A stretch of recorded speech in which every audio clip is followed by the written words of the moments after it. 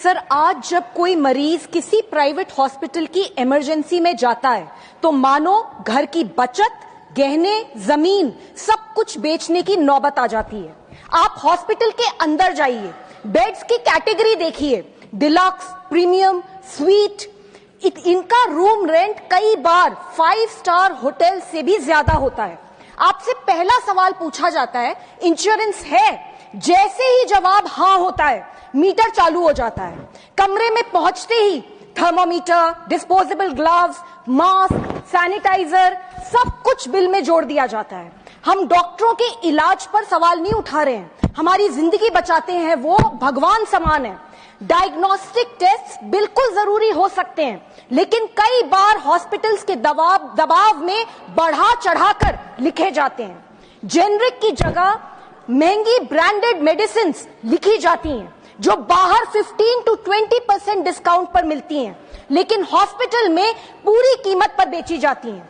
Nursing charge, doctor visit फी, room rent, सब कुछ इतना महंगा।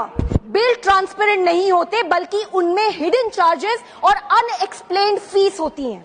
इंश्योरेंस कंपनियां भी इससे अलग नहीं हैं। प्रीमियम इतना बढ़ रहा है कि लोग पॉलिसी लेकर भी छोड़ने पे मजबूर हैं। ऊपर से कंपनीज छोटी छोटी बातों पर क्लेम्स रिजेक्ट कर देती हैं। नतीजा, हर साल लाखों परिवार कर्जे में डूब जाते हैं। सर, इस सेक्टर को रेगुलेट करने के लिए 2010 में क्लिनिकल एस्टैब्लिशमेंट्स एक्ट पास किया गया था, जिसने राज्यों को अधिकार दिया था कि वे मेडिकल प्रोसीजर्स की मैक्सिमम रेट्स तय करें।